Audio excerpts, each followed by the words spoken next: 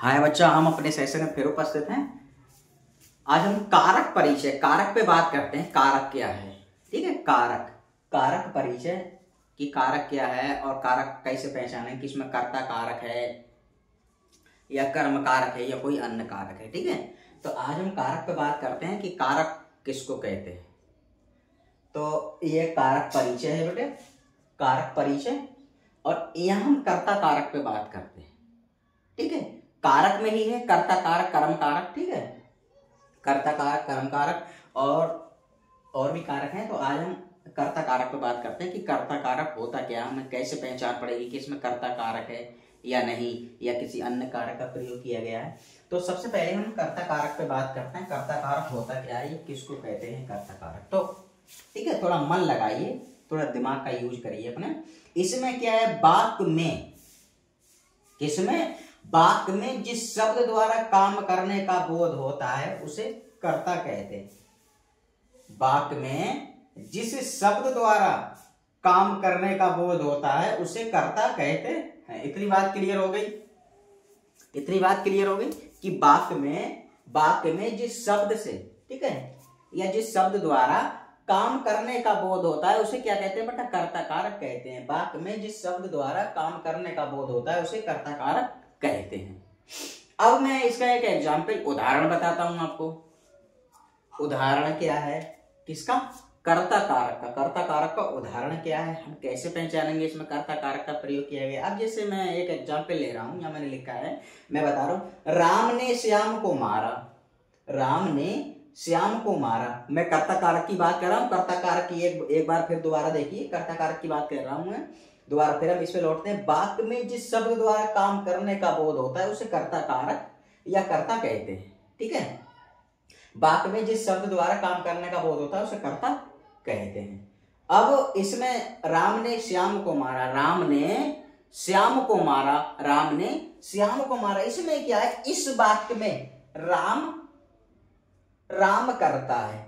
राम करता है, क्यों करता है, क्योंकि मारा क्रिया करने वाला कौन है, राम ही है। राम ही है। इसमें क्या है, राम ने श्याम को मारा। किसने मारा, राम ने। किसको मारा, श्याम को मारा। तो इसमें लिखा है ना, ध्यान से थोड़ा देखें, इस वाक्य में राम करता है, राम ही तो मार रहा है श्याम को। राम ने श्याम को मारा, यानी कि राम ही तो मार रहा है श्याम को, तो राम ही तो क्रिया कर रहा है, ठीक है। इसमें क्या है, राम ने श्याम को मारा। इस वाक्य में राम करता है क्योंकि मारा क्रिया करने वाला राम ही है। क्लियर, इतनी बात क्लियर हो गई। फिर वापस हम लौटते हैं। इसमें क्या, वाक्य में जिस शब्द द्वारा काम करने का बोध होता है उसे कर्ता कहते हैं। काम करने का बोध होता है, यानी कि राम ने श्याम को मारा। राम क्या कर रहा है, काम कर रहा है, क्या, श्याम को मारने का। राम क्या कर रहा है, राम ने श्याम को मारा, तो राम काम कर रहा है क्या, श्याम को मारने का।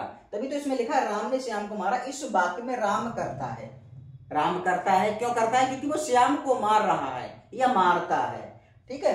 करता है क्योंकि मारा क्रिया करने वाला राम ही है, या राम ही तो है, या राम ही है, ठीक है। इसमें क्या है, राम ने श्याम को मारा। इस वाक्य में राम करता है। राम क्या कर रहा है, कि श्याम को मार रहा है,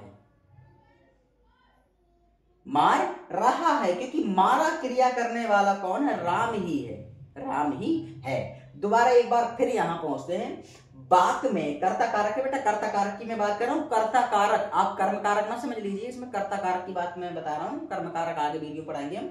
इसमें क्या है, कर्ता कारक, वाक्य में जिस शब्द द्वारा काम करने का बोध होता है। वाक्य में जिस शब्द द्वारा काम करने का बोध होता है उसे क्या कहते हैं बेटा, उसे कर्ता कहते हैं, कर्ता कहते। अब जैसे राम ने श्याम को मारा, राम ने श्याम को मारा, तो यहाँ क्या है, कर्ता कारक है। क्यों, राम कर रहा है क्या, श्याम को मारने का काम। राम क्या काम कर रहा है बेटा, मारने का काम। किसको, श्याम को। तो लिखा है राम ने श्याम को मारा, राम ने श्याम को मारा, यानी कि राम काम कर रहा है क्या, श्याम को मारने का। राम काम कर रहा है क्या, श्याम को मारने का। तो लिखा है राम ने श्याम को मारा। इस वाक्य में राम करता है। क्लियर, फिक्स क्लियर, राम करता है क्योंकि मारा क्रिया करने वाला कौन है बेटा, राम ही है, राम ही है। तो ये मैंने आपको आज बताया कर्ता कारक। तो मैं आशा और उम्मीद करता हूं कि मैंने इतनी सरल भाषा और साधारण भाषा में आपको बताया कि मैं आशा करता हूं कि आपकी ये चीज सब गहराई से समझ में आ गई होगी। तो ये बेटा कर्ता कारक की मैंने बात करी। कर्ता कारक क्या है, कब हमें पता लगेगा कि इसमें कर्ता कारक का प्रयोग किया गया है या नहीं, ठीक है। तो बड़ा साधारण और सरल भाषा में मैं प्रत्येक विद्यार्थी समझ जाए इस चीज को गहराई से, इसलिए मैं इस भाषा का प्रयोग या इस्तेमाल करता हूं।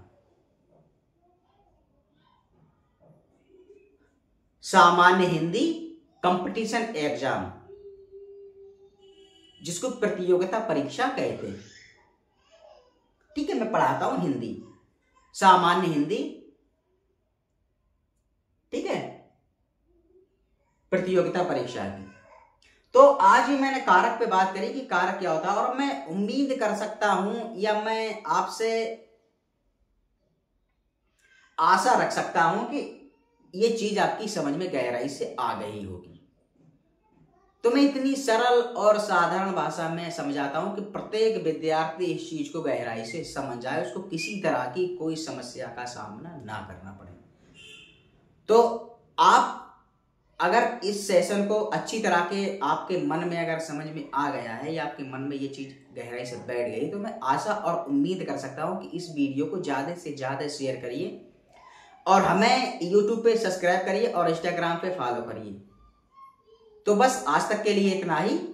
हम फिर अगले सेशन में उपस्थित होते हैं, तब तक के लिए धन्यवाद।